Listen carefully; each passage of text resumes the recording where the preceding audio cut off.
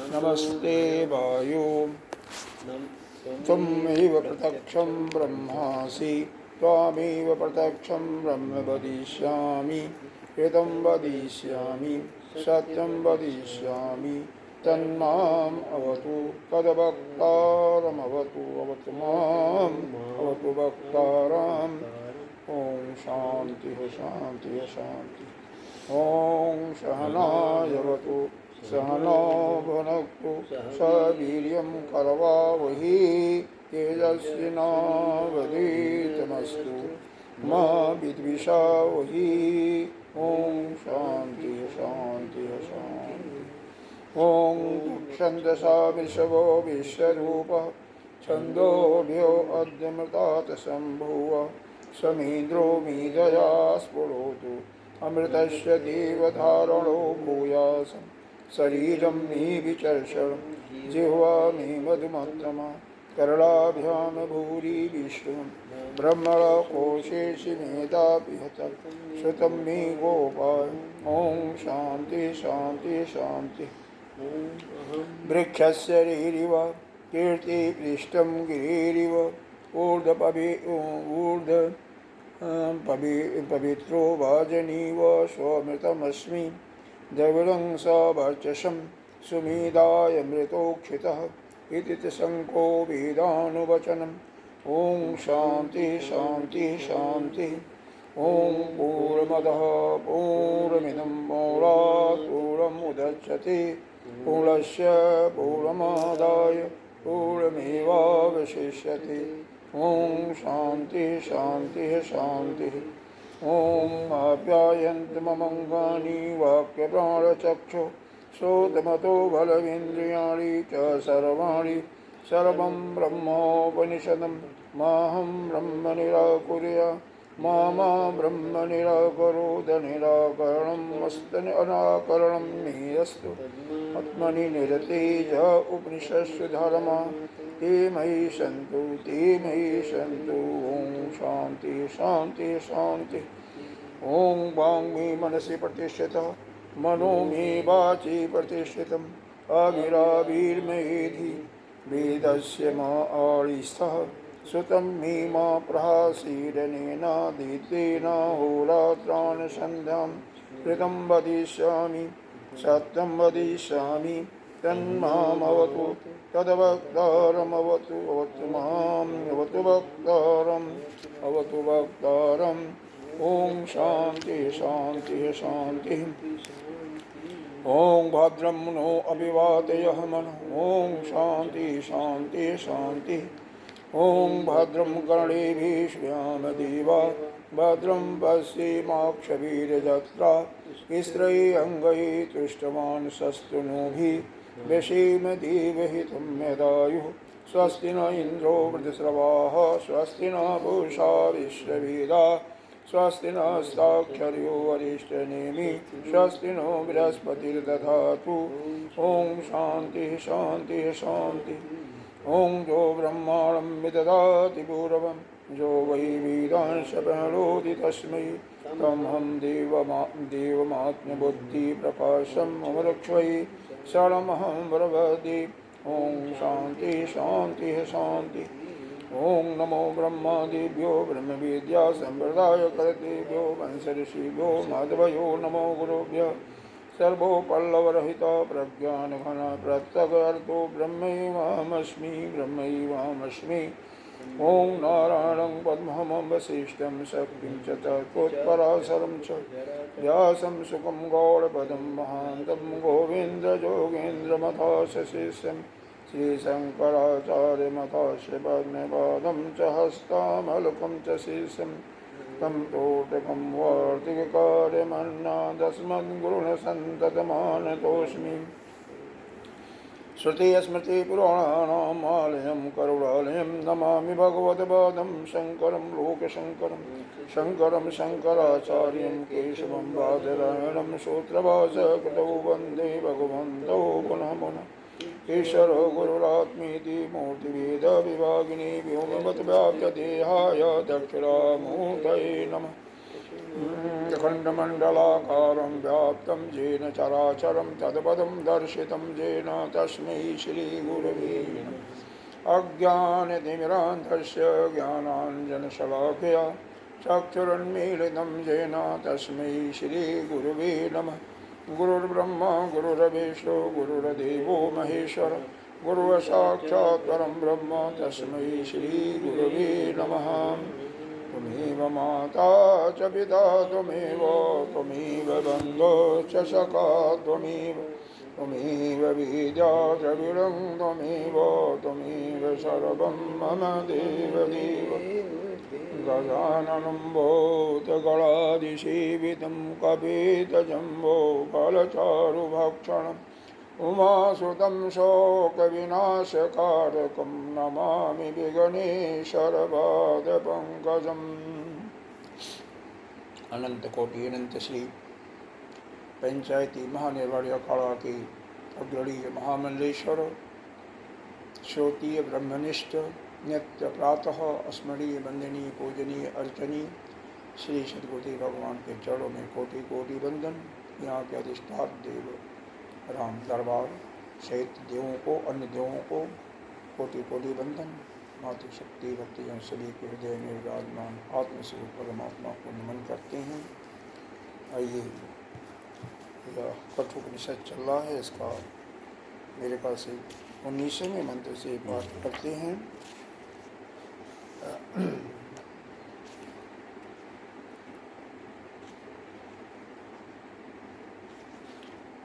अध्याय पहले का 19वां मंत्र है। अध्याय 1 बल्ली 1 मंत्र संख्या 19। एषः ते अग्निनचिकेतः स्वर्गो यं वृणीता द्वितीयेन वरेण एतम् अग्निं तैव प्रवक्षन्ति जनाः तृतीयं वरं नचिकेतो विरेष्यः।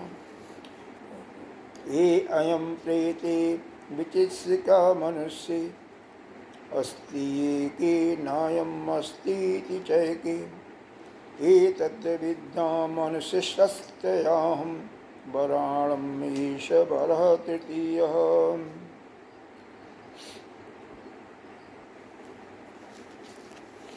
अब इस मंत्र में, यह मंत्र 19वां तो नहीं हुआ था ना? नहीं। इसके पहले वाला कोई शंका समाधान तो नहीं है?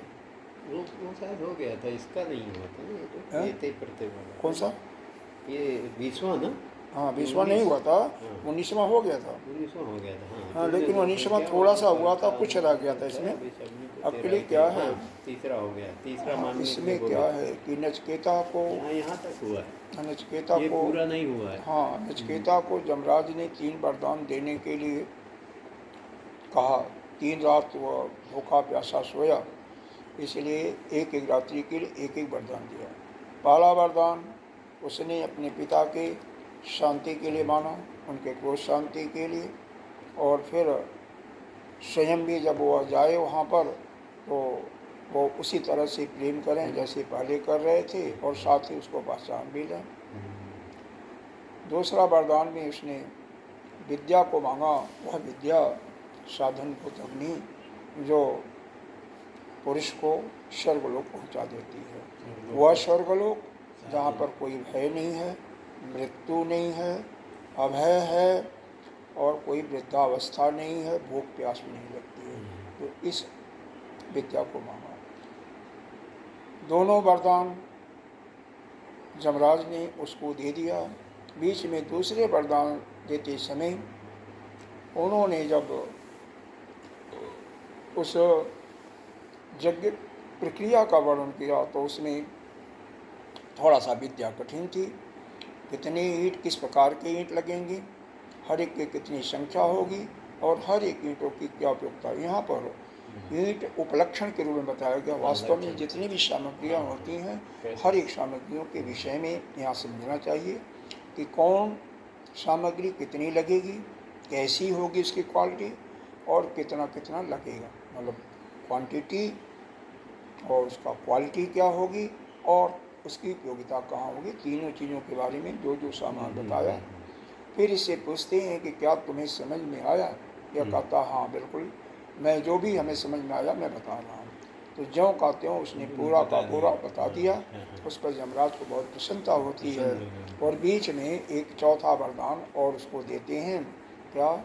एक जो यह अग्नि है यानी विद्या है जिसके माध्यम से लोग स्वर्ग लोग जा सकते हैं, उसका श्रवण कर, उसका उस विद्या के द्वारा यज्ञ करके साधन करके तो उस विद्या का नाम तुम्हारे नाम से ही प्रसिद्ध होगा, जिसका नचिकेता विद्या रखा। साथ ही एक माला भी दिया जो पहने हुए थे। वह माला ऐसा था कि उसमें बोलता भी था और समय के अनुसार वह दिन में कई बार उसके रंग भी परिवर्तन हो जाते थे। मतलब वो तो चकोटे का माला था, आसान नहीं था। तो खैर उसके बाद फिर कहते हैं कि हमने 3 वरदान दिए थे, उसमें 2 आपने मांग लिया। बीच में यह हम प्रसन्न होकर के तुम्हारे पर तुष्ट होकर के एक और बातें कही, वो वरदान भी दिया, लेकिन अभी तीसरा वरदान तुम्हारा बाकी है, उसको भी मांग लो, नहीं तो तुम्हारा मेरे ऊपर कर्जा रहेगा, वो ठीक नहीं है। तो उस वरदान को शुरू करें। यहाँ तक कोई अगर कोई समस्या हो तो बताइए। कैसा? अब आगे इसका भगवान दो और दे दिया ना, 2 तो बता दिया और 2 अपनी तरफ से दे दिया वरदान। नहीं, एक ही है, एक ही में माला तो बाहर है। अच्छा, एक ही है, एक और देना है ना। 3 मांगा था ना, 3 बोला था ना। ऐसा कहने का तात्पर्य यह है कि जब भी जो कोई चीज़ कह देता है, किसी को वादा कर देता है, तो वह अगर वह नहीं देता है, 3 वरदान बोला था इन्होंने और उसमें से 2 ही वरदान दिए, एक तो अलग से अपने तरफ से दिया, वो तो बात अलग हो गई। तो अगर जो वह नहीं देते तो उनके ऊपर कर्जा चढ़ता ना। यही नियम तो यही है, कोई माने न माने उससे प्रत्याय नामक दोष लगता, पाप तो भागी तो होती है। अब आइए संगति, शंकराचार्य जी अगले मंत्र का संगति देते हैं। एतावाध्यतिक्रांतेन विद्धि प्रतिषेध अर्थेन मंत्र ब्राह्मणेन अवगंतव्यम यद वरद्वय सूचितम वस्तु। कहते हैं यहाँ पर वेद में हमारे जो कुछ है इसमें 2 प्रकार से बताया जाता है, एक विधि और दूसरा निषेध। अच्छा। 2 प्रक्रिया से हर की समझाया जाता है जितने भी मंत्र होते हैं। तो यह विशेष करके यह जो वेद का जो कर्म कांड है उसमें हर एक में विधि है कि किस विधि से करना चाहिए और क्या क्या उसमें नहीं करना चाहिए। जिन्हें कर्मकांड का मुख्य रूप है कि क्या करना चाहिए क्या नहीं करना चाहिए। तो यही बता रहे हैं। एताव व्यतिक्रांतेन विधि प्रशेष से जिसका क्रांत और प्रयोजन है, ऐसे उपयुक्त मंत्र द्वारा ब्राह्मण द्वारा इन 2 वरों से, वह 2 वर जो इसको दिए, क्या बोलता है, नचिकेता को दे दिए। और वास्तव में यही प्रयोजन है। वेद का जितना उन्होंने दिया, वेद के कर्म कांड में यहीं तक जाया जा सकता है।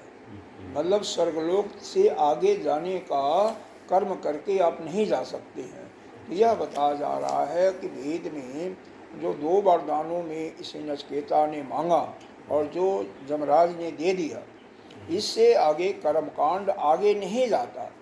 ये विधि और निषेध पर्व ही है। और अधिकतम मैक्सिमम कोई भी साधक वेद के कर्म कांड को अच्छी तरह से करके स्वर्गलोक तक ही जा सकता, उसके आगे उसकी कोई पहुंच नहीं।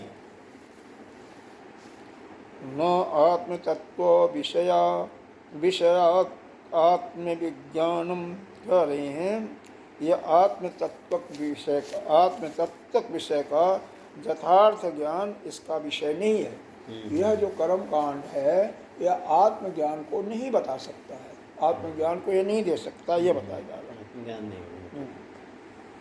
अतो विधि प्रतिषेध अर्थ विषय आत्मनि क्रियाकारक फल अध्यायरोपण लक्षणस्य स्वाभाविकस्य ज्ञानस्य संसार बीजस्य निवृत्त्यर्थम तद विपरीत ब्रह्म आत्म आत्म एकत्व विज्ञानम क्रियाकारक फल अध्यारोपण लक्षण शून्यम आत्यांतिक आत्यांतिक निह श्रेयस प्रयोजनम वक्तव्यम इति उत्तरो ग्रंथ आरभ्यते। अब बड़ा लंबा वाक्य है, बड़ा वाक्य है। लेकिन छोटे छोटे टुकड़ों में आरभ्यते। समझते हैं। न आत्मतत्व विषय न आत्मतत्व विषय आत्मविज्ञानम, मतलब यही करें कि यह आत्म तत्व का विषय नहीं है।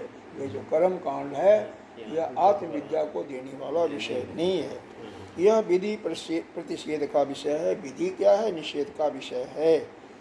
आत्मा में अब ये देखो, यह क्रिया कारक या कहाँ होता है? जैसे एक घड़ा लो, घड़ा में पानी रख दो तो उसमें प्रतिबिंब पड़ेगा सूर्य का, तो वह जो प्रतिबिंब मात्र है वही एक प्रकार से जो अंतःकरण को लो, अंतःकरण हमारा वह पानी जैसे है। मतलब अंतःकरण पर जब उस आत्मा का बिंब पड़ता तो वही प्रतिबिंब है। वह जीव जो है वह एक भाषी सत्ता है जो कि आत्मा ही है, लेकिन वह कर्ता और भोक्ता बनने के कारण जो है वह कर्तृत्व भोक्तृत्व भाव बनने के कारण वह जीव बना हुआ है। तो उसी के बारे में बता रहे हैं कि वह जीव ही क्रिया कारक फल अध्यारोपण, वही जीव ही कर्ता भी है और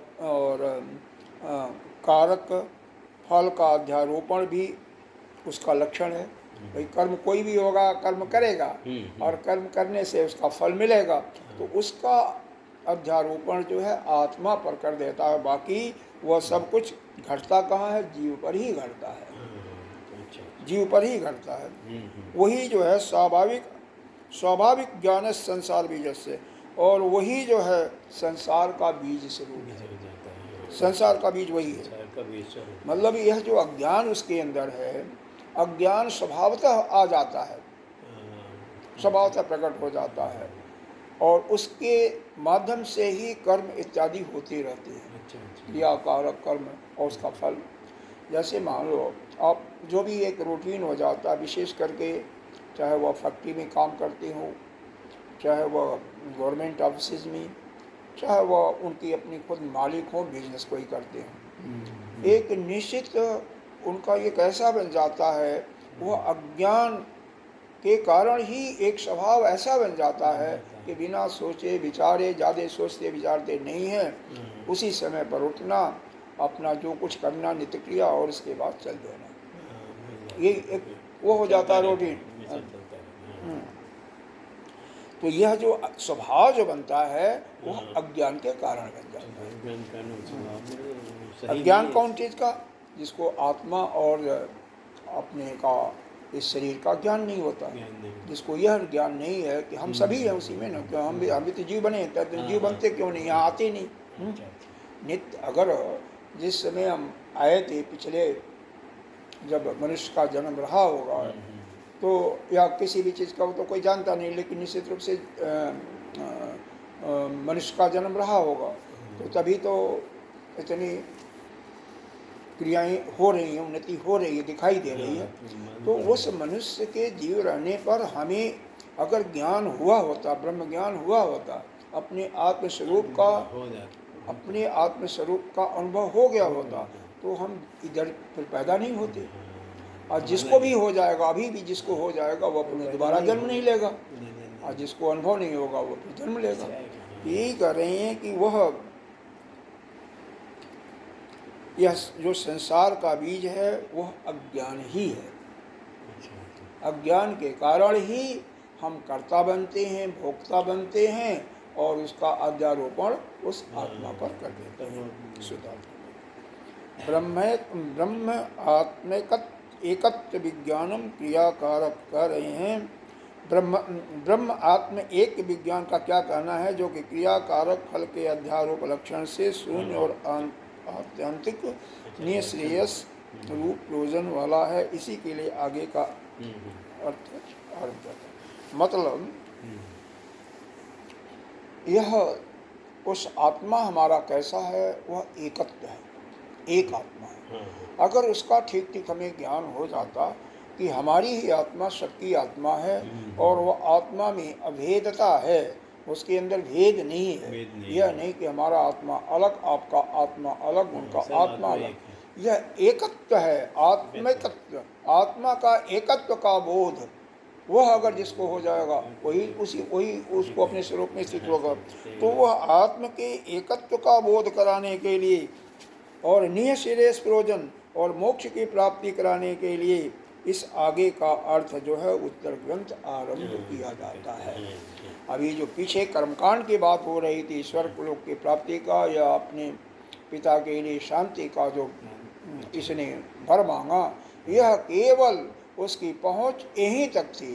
कर्मकांड किसी को इस लोक में या मरने के बाद स्वर्ग लोक का सुख ही प्रदान कर सकता, इसके अलावा और कुछ प्रदान नहीं कर सकता। इसके आगे उसके है ही नहीं है, कुछ दे ही नहीं सकता। उसकी अप्रोच यहीं तक है। कहते हैं आपके अंदर, जैसे हमारे और आप या कोई सी का, आपकी बस इतनी ही शक्ति है, आप इतना ही कर सकते, इससे ज़्यादा नहीं कर सकते।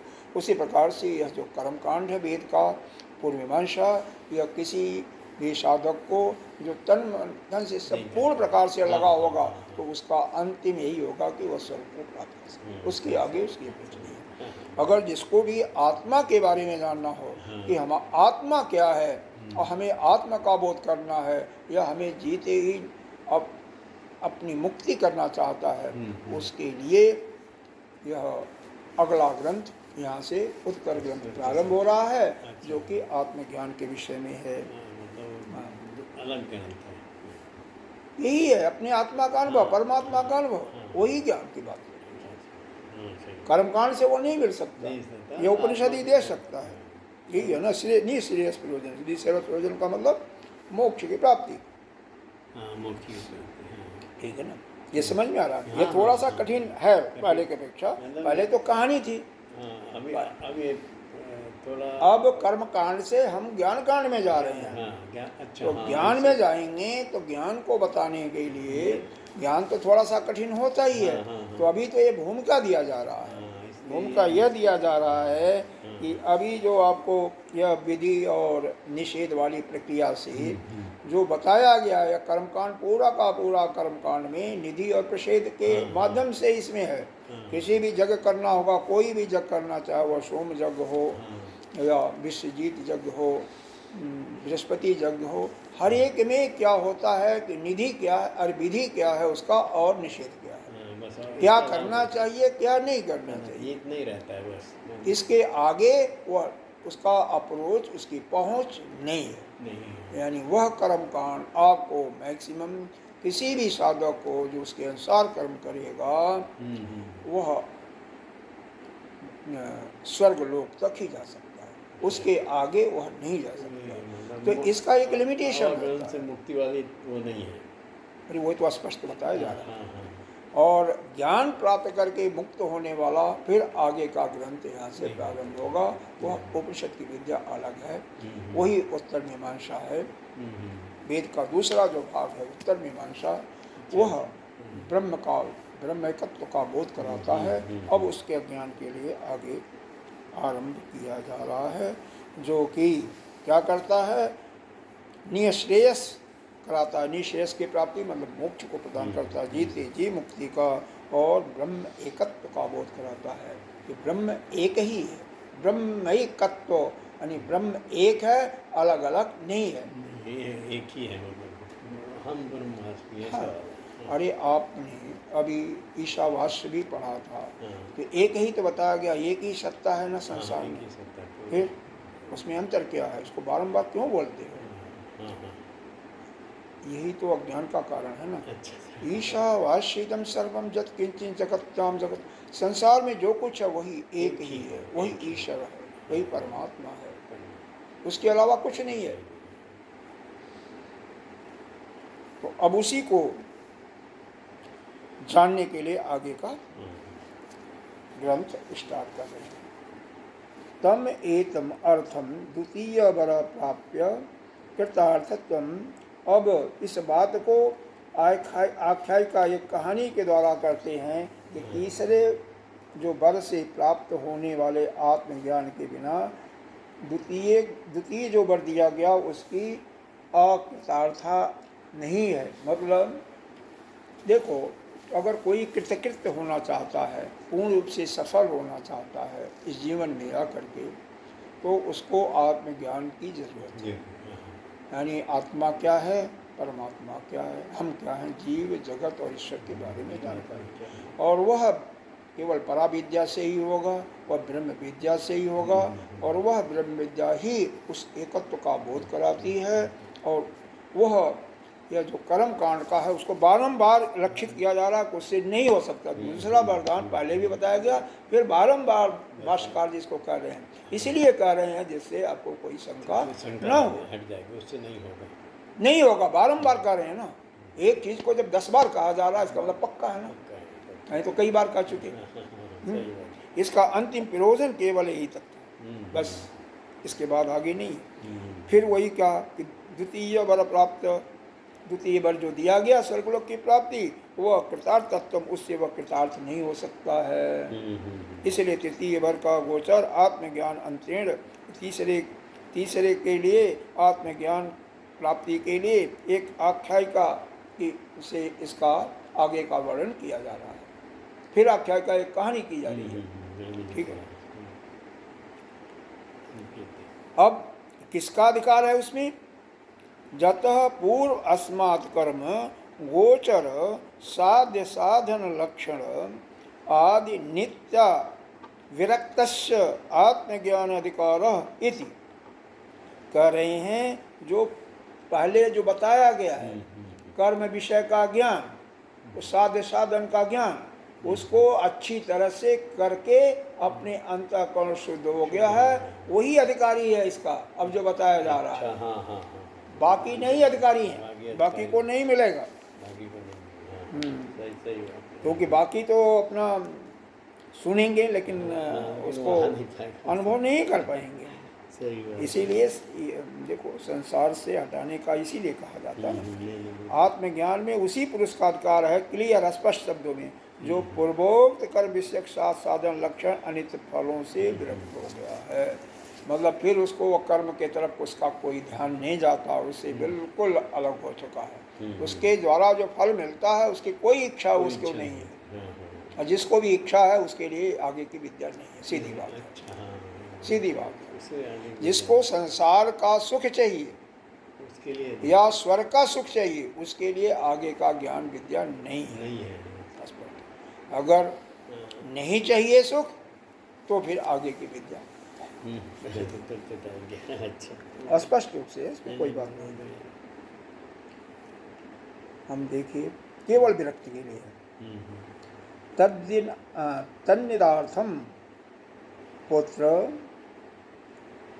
उपन्यासेन प्रलोभन क्रियते, कि उनकी निंदा के लिए, तद निंदार्थम, उनकी देखिए इति अंतिम लाइन के पहले है, इति पहले पैराग्राफ में अंतिम लाइन, इति तत् निंदार्थम, उसके निंदा के लिए पुत्र आदि के उपन्यास से नचिकेता को प्रलोभित किया जा रहा है। आगे क्या करेंगे? लालच दिया जाए। हाँ, यमराज उसको लालच देंगे, पुत्र का देंगे, गाड़ी का देंगे, अमुक अमुक प्रॉपर्टी का देंगे, और उसको तो वह उसको इसीलिए उसको निंदा कह रहे हैं कि निंदा वास्तव में निंदा नहीं है, केवल प्रलोभन देने के लिए कह रहे हैं। हाँ, लेकिन लालच दिया जा रहा है, लालच दिया जा रहा है, हाँ, लालच दिया जा रहा है, और लालच दे करके उसकी निंदा की जा रही है। इसीलिए नचिकेता उवाच तृतीयं वर नचिकेतो विरीश्व इति उक्तः सन।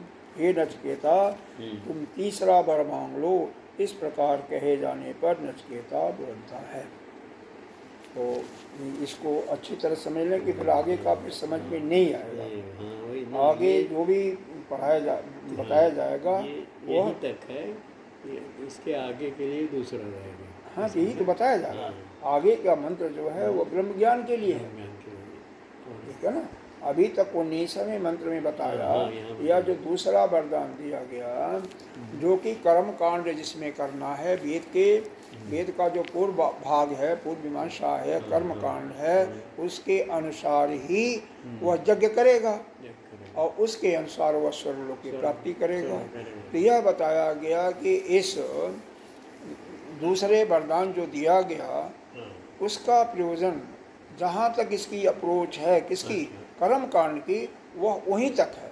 उसके आगे दूसरे वरदान क्योंकि स्वर्गलोक की प्राप्ति का विद्या दिया गया, तो कर्म कांड उससे आगे क्या कुछ भी नहीं दे सकता, उसकी पहुँच वहीं तक है।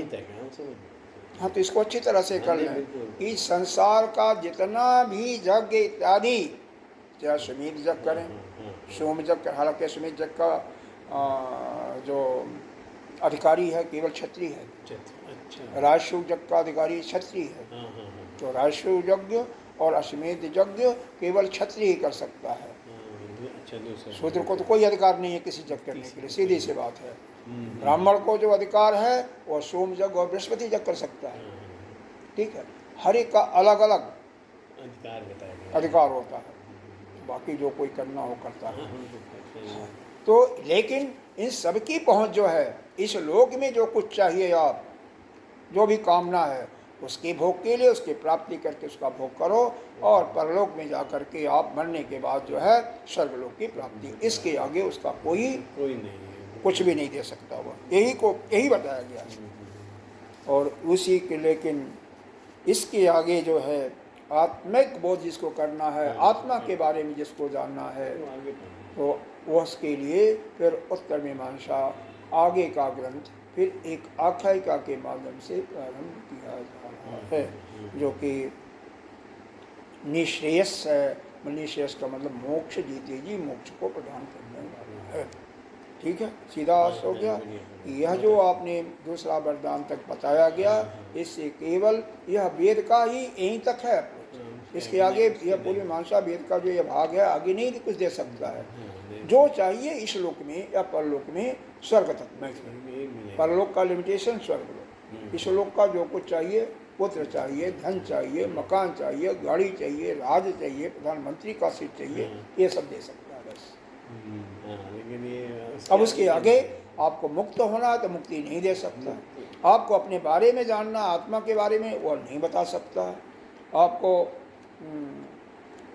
जगत के बारे में जानना, वो नहीं बता सकता।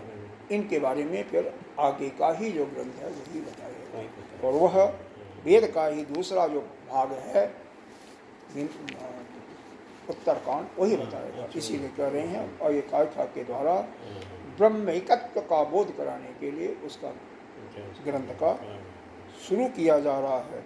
और इसकी अधिकारी जो कोई विरक्त पुरुष है, जो कि ऊपर जो भी बताया गया है उसके अंदर उसकी किसी भी प्रकार की कामना नहीं है, क्योंकि जिस पुरुष को, जिस साधक को संसार का कोई सुख नहीं चाहिए, उसके अंदर कोई कामना नहीं है, न पुत्र तेषा ऐसा, न वित्त ऐसा, न लोक ऐसा, किसी चीज़ की कोई आवश्यकता नहीं है, और मरने के बाद स्वर्ग लोक की भी प्राप्ति की कोई इच्छा नहीं है, उसी के लिए वही अधिकारी है आगे परमात्मा ज्ञान के लिए। ठीक है, अरे डेली तो यही किया जा रहा है, यही तो चल ही रहा है इसमें, और क्या चल रहा है। और उसी के निंदा के लिए यह पुत्र आदि की उपन्यास से, पुत्र आदि के निंदा के लिए यह नचिकेता को जमराज बाद में प्रलोभन देंगे। अब यहाँ पर नचिकेता तीसरा वरदान मांग रहा है। एयं प्रेते विचिक्षा मनुष्ये अस्तीयते अस्तीते नायम् अस्तीति चैकी एतद् विद्याम् अनुशिष्टस्तयाहं वराणामेष वर तृतीय। कह रहे हैं ये तृतीय है, यह तृतीय भर अब वह नचिकेता मांग रहा है। क्या मांग रहा है? मरे हुए येयं प्रेते, हमने सुना है, विचिकित्सा माने संशय, हमें संशय है कि जो व्यक्ति मर जाता है तो एक न अयम अस्तित्व चैकी, एक कहता है कि वह यहीं पर रहता है, वो कहीं जाता हुआ नहीं है, और एक कहता है कि नहीं वह चला जाता है। एतत् विद्याम अनुशिष्ट, तो उस विद्या का, जो कोई व्यक्ति मर जाता है तो कहाँ जाता है कहाँ नहीं जाता, उस विद्या का शिष्टत्व मेरे को अनुभव कराइए, मेरे को दीजिए। वराणम एश बरा तृतीय वर के रूप में मैं यही मांगता हूँ कि क्योंकि हमने सुन रखा है कि मरने के बाद जो भी जीव मरता है वह, कुछ लोग तो कहते हैं वह यहाँ से शरीर से उठ करके आगे चला जाता है, और कुछ लोग कहते हैं यहीं रह जाता है। तो हमें इसका विद्या जो है हमें प्रदान कीजिए। आप ध्यान हमारे तरफ देंगे तो कुछ समझेंगे, नहीं तो कुछ नहीं समझ पाएंगे। पुस्तक बाद में पढ़ने की या पहले पढ़ने की, केवल मंत्र पढ़ना उससे, फिर बाद में ध्यान वहाँ पर। देखिए यह मन जो ऐसा है ना, दोनों जगह मन जो है केवल या तो नेत्र के साथ रहेगा या कान के साथ रहेगा, दोनों का एक साथ काम नहीं करता है। कान के साथ रहेगा तो जो मैं कह रहा हूँ उसको आप सुनेंगे और वह समझ में आएगा तो आप कहेंगे कि यह समझ में आ गया, और नहीं समझ में आएगा तो भी कह सकते नहीं समझ में आएगा। लेकिन अगर मन आँख के साथ रहेगा तो वही देख पाएंगे और हम जो कर रहे हैं वो नहीं सुन पाएंगे। तो उससे अच्छा तो यही है, उसको पढ़ लीजिए, छुट्टी खत्म। कारण यह है कि हमेशा जो है, और विशेष करके जहाँ पर आमने सामने एक पढ़ाया जा रहा वहाँ पर तो पूरा का पूरा दृष्टि वक्ता पर ही होना चाहिए। हालांकि जब प्रवचन दिया जाता तो भी ऐसा होगा तो कुछ लाभ आएगा, किसी और अन्य इंद्रिय के साथ अगर मन रहेगा तो कुछ लाभ नहीं मिलेगा, इसीलिए समझ में नहीं आता है। उधर रहता है आपकी आँख, नेत्र रहती है तो समझ में नहीं आता, चक्कर यही गड़बड़ है। तो यहाँ पर यह देखो, अपने को जगाना है, अपने को सावधान रखना है। यह विद्या इतनी आसान नहीं है। जब तक हमारे अंदर पूर्ण रूप से अलर्टनेस, पूर्ण रूप से हम सावधान नहीं रहेंगे हर क्षण, तब तक ये विद्या अपने अंदर समझ में नहीं आएगी। यहाँ पर मांगा केवल हमने सुना है कि कोई एक कहता है कि जीव यहीं रहता है, दूसरा कहता है जीव कहीं और जाता है। तो इस विद्या को हमें दीजिए कि जीव के बारे में, जीव कहाँ जाता है कहाँ नहीं जाता है, इसी विद्या के बारे में समझाने के लिए तीसरा वरदान से वो मांगा है। तो वास्तव में क्या, वह बेवकूफ़ है, वह नहीं पता है कहाँ जाता है कहाँ नहीं जाता है। वह मृत्यु लोक से जमराज स्वर्ग लोक में आ चुका है, मृत्यु के देवता के पास है, तो उसको पता भी है ना। अगर यह नहीं जाता, जो पहले कहा था कि पिताजी अगर बुढ़ी बुढ़ी गायों को दान दे रहे हो जो कि न पी सकती हैं, पानी पी सकती हैं, न दूध देने के काबिल हैं, न तृण खा सकती हैं, हाँ, तो आपको ऐसे लोग प्राप्त होगा जो कि जहाँ पर आनंद नाम का चीज़ नहीं होगा। अर्थात ध्यान में है, भूल गए होंगे, नरक की प्राप्ति होगी। तो अगर उसको ज्ञान नहीं होता तो वहाँ पर यह कैसे कहता हुआ, तो उसको तो सब पता है।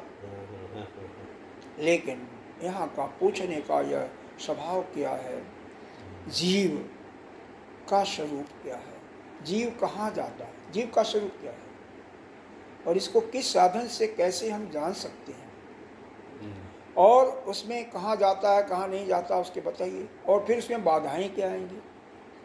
भाई जीव का स्वरूप मालूम होगा तभी तो, भाई इस शरीर में रहता है नहीं रहता है, तो उसके बारे में पूछने का तो तात्पर्य यही है कि जीव का स्वरूप क्या होता है।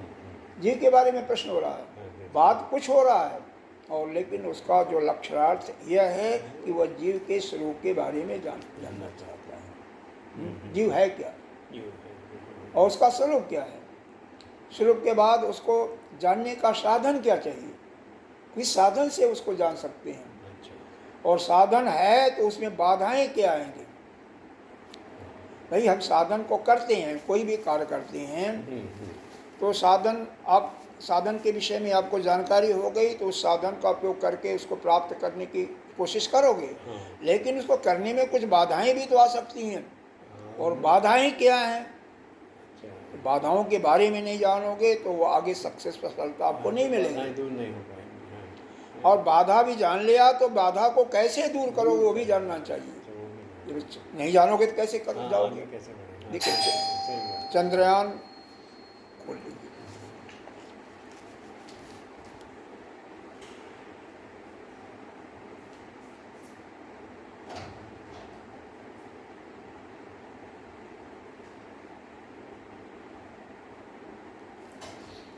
हमारे विद्वानों ने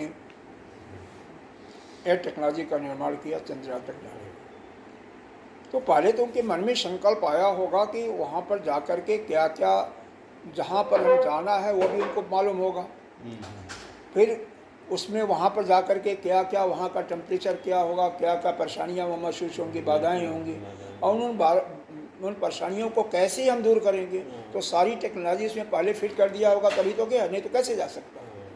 आप तो इंजीनियर थे ना, तो किसी भी इंजीनियर का मतलब क्या होता है, कोई भी कार्य करेगा तो उसके बारे में कंप्लीट नॉलेज तो रखना पड़ेगा, वो तो हर एक को रखना पड़ेगा। लेकिन इंजीनियर को तो बहुत ज़रूरी है हम किस टेक्निक का उपयोग करेंगे, इसके लिए हम किस टेक्निक से वहाँ पर हम जा सकते हैं। टेक्निक है, उस टेक्नोलॉजी में क्या क्या पहले तो उसके बारे में पूरी जानकारी हो गई, फिर इस टेक्नोलॉजी को बनाने में या उसको संचालन में क्या क्या असुविधाएँ आएंगी, बाधाएँ आएंगी, उनको भी जाना होगा। और वह बाधाओं को फिर कैसे हम दूर करेंगे। तो जब तक सारी चीज़ें नहीं जानकारी होगी तो कैसे कोई भी काम, चाहे संसार का हो और चाहे आध्यात्मिक हो, दोनों में सफलता नहीं मिलती। इसीलिए बताते हैं जो वेद का जानने वाला है वह इस लोक में भी सफल होता है और परलोक में भी सफल होता है, क्योंकि उसको पता है ना, अरे सारा आपका जो विज्ञान है इसी से पढ़ करके तो लोग बनाए हैं, और कहाँ से चला है। अपने अपनी जो कुछ आपका अनुभव होगा उसको लीजिए, इस कसौटी पे लीजिए और सब सही निकलेगा। तो अब जीव का क्या स्वरूप है, कैसे इसको किसके माध्यम से, किस साधनों के द्वारा इसके विषय में हम जानकारी प्राप्त कर सकते हैं। फिर जानकारी प्राप्त करेंगे, बाधाएं क्या आएंगी और फिर बाधाओं को दूर करने का उपाय। इसमें जो भाष में दिया इसमें कुछ भी आप नहीं समझ सकते हैं। नहीं, इसमें कुछ नहीं समझ सकते। अब आइए भाष करते हैं। एयं विचिकित्सा संशय प्रेते मृत्यु, थोड़ा थोड़ा लेकर के हम पढ़ते हैं जिससे आपको समझ में आसानी से। एयं विचिकित्सा संशय, मरे हुए मनुष्य के विषय में यह हमें शंका है। क्या संदेह है, क्या शंका है कि मनुष्य अस्ति एके अस्ति, कि कुछ लोग तो ऐसा कहते हैं कि शरीर मन बुद्धि इंद्रिय इनसे परे है जी, इनसे अलग है। ठीक है, वही जो है इस शरीर को छोड़ करके दूसरे शरीर में जाता है। देहांतर संबंध आत्मक एक नायम अस्ति थी च, एक और दूसरे क्या कहते हैं, न अयम विविधो अस्ति, और कुछ का कहना यह कि आत्मा तो है ही नहीं है, ऐसा कोई आत्मा नहीं रहता है। च एके अस्माकं न प्रत्यक्षेण नापि, हमें प्रत्यक्ष अथवा अनुमान से कोई निश्चित ज्ञान नहीं होता है। ठीक है, अनुमानेन, ये देखो, न प्रत्यक्षेण, न तो प्रत्यक्ष, न अपि भी वो अनुमान, न तो अनुमान। प्रमाण होते हैं, कल शायद आपको बताया था कि 3 प्रकार के प्रमाण जो हैं, प्रमाण जो हैं वो महत्वपूर्ण है। कौन कौन? प्रत्यक्ष, अपनी आंख से देखा हुआ, अनुमान, जो पहले घटना देखी है उसके द्वारा अनुमान लगा करके, और तीसरा आगम। आगम प्रमाण का मतलब शास्त्र में जो कहा गया है, हमारे वेद में जो कहा गया है, या हमारे गुरु आचार्य के माध्यम से जो समझ, इन तीनों के माध्यम से। फिर 3 और बताया गया, क्या? अर्थोत्पत्ति, अनुपलब्धि, और तीसरा बताया गया उपमान प्रमाण। ये भी 6 हो गए, प्रत्यक्ष, अनुमान, आगम, अर्थोत्पत्ति, अनुपलब्धि और उपमान। उपमान एक प्रकार से अनुमान का ही जैसे होता है, थोड़ा सा अंतर है।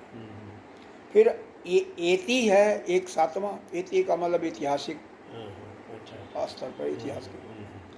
फिर आपका आता है चेष्टा, जो कि गायन इत्यादि वाले करते हैं,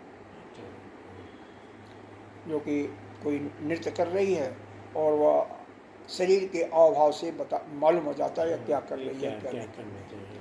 और तीसरा आता है संभव प्रमाण, नौवां। संभव प्रमाण विशेष करके पुराणों में होता है, इतिहास के दृष्टि से नहीं, क्या संभावना क्या हो सकती है, अमुक घटना है, इसकी क्या क्या संभावनाएं हो सकती है। तो इस प्रकार से 9 प्रकार के कुल प्रमाण बताए गए हैं हमारे शास्त्रों में।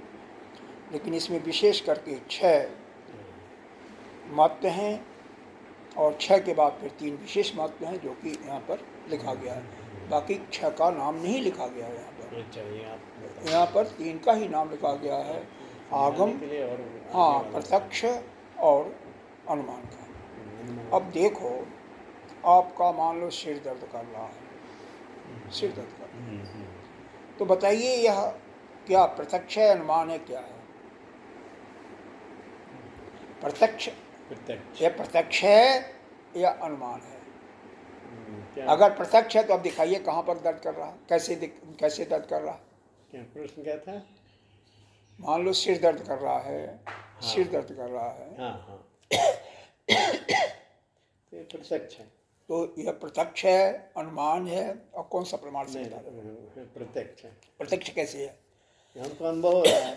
आप अपने इंद्रिय से इसको देख नहीं सकते, आप सिर्फ अनुभव कर रहे हैं। सर दर्द कर रहा है तो, तो कैसे? अनुमान भी नहीं है ना। नहीं, प्रत्यक्ष का मतलब अपनी नेत्रों से देखना। अच्छा, तो नेत्रों से देख ही नहीं सकते, शरीर में कोई भी हरकत होगी आप नेत्र से नहीं देख सकते। तो सर दर्द प्रत्यक्ष भी नहीं, यह अपरोक्ष है, अपरोक्ष है। अच्छा, अपरोक्ष है, मतलब तीसरा वाला। परोक्ष भी नहीं है, नहीं तीसरा वाला नहीं, यह अलग है। अपरोक्ष कोई चीज, परोक्ष है आपके प्रत्यक्ष जैसे है ना, प्रत्यक्ष प्रमाण। प्रत्यक्ष प्रमाण है तो प्रत्यक्ष का परोक्ष दूर है, और अपरोक्ष मतलब आप है यहीं पर लेकिन आप उसको समझ नहीं रहे हो।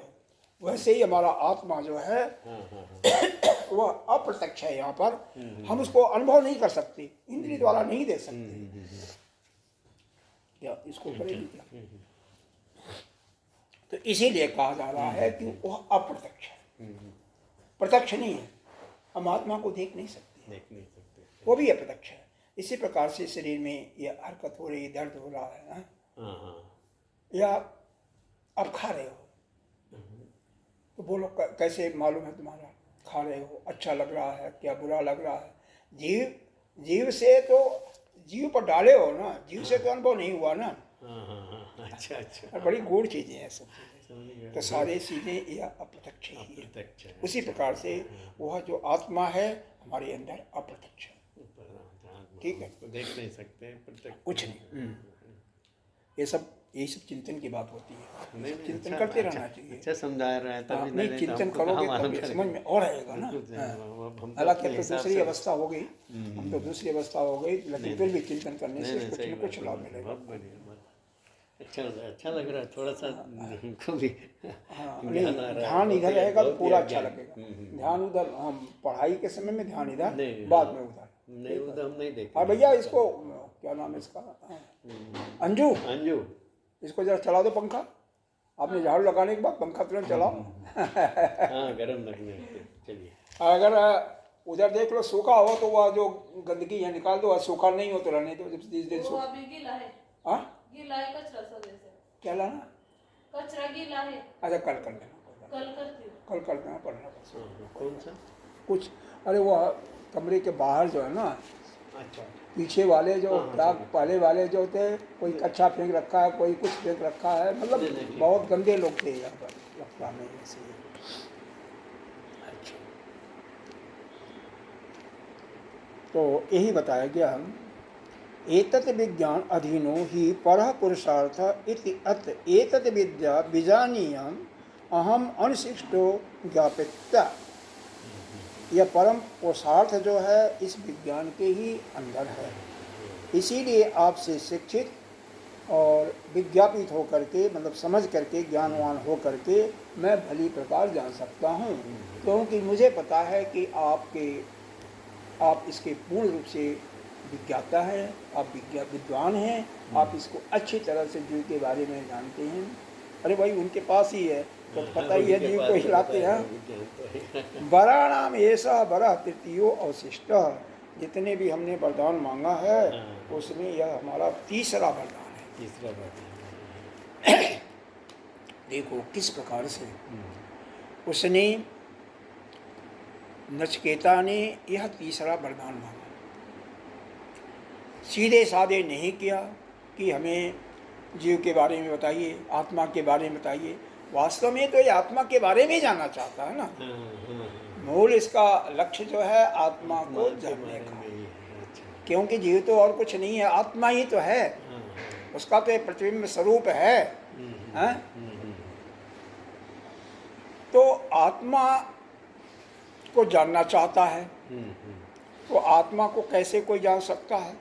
कोई साधन तो होगा, या साधन की जरूरत नहीं है।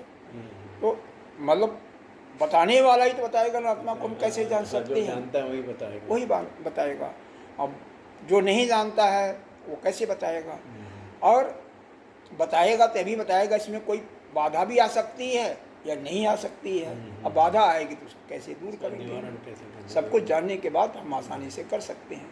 तो लक्ष्य इसका यह है, क्योंकि वह तो 7 साल का 8 साल का बालक है, और जब मृत्युलोक में था तभी जान गया था कि जीवात्मा तो है। अरे आप लोग भी देखो, गांव में रहे होंगे, नहीं रहे होंगे, आपको किसी की मृत्यु हो जाती है तो गांव में एक महापात्र होते हैं ना, महापात्र क्या कहते हैं, ब्राह्मण होते हैं, बुलाते हैं। जिस दिन जब उसको दाह संस्कार करके आते हैं तो ये घड़ा बांधते हैं पीपल के पेड़ के नीचे, उसमें छेद कर देते हैं। नित्य प्रति उसमें जल भी डालते हैं, दिया भी जलाता है ना, जो आग दिया रहता है। इसका मतलब उसको पूरा विश्वास तो है कि जीव है, कहीं चला गया है, जीव को हमने दफना के नहीं आया हूँ, उसको तो ये विश्वास है ना। जला के तो आए नहीं है। लोग गरुड़ पुराण भी सुनते हैं, पिंडदान भी करते हैं, इसीलिए कि इस पिंडदान जो कर रहे हैं उस जीव को मिलेगा। तो जीव तो है निश्चित रूप से। तो वह नचिकेता अच्छी तरह से समझ रहा है जीव है। जीव कहाँ जाएगा? शास्त्र में उसने ये भी सुन रखा है कि अगर गलत जैसे दान कर रहे थे पिताजी, तो ऐसा करेंगे तो उनको नरक का ही आसरा मिलेगा।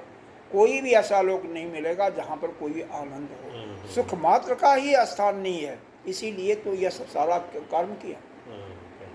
उसने कहा कि पिताजी मेरे को किसको दोगे?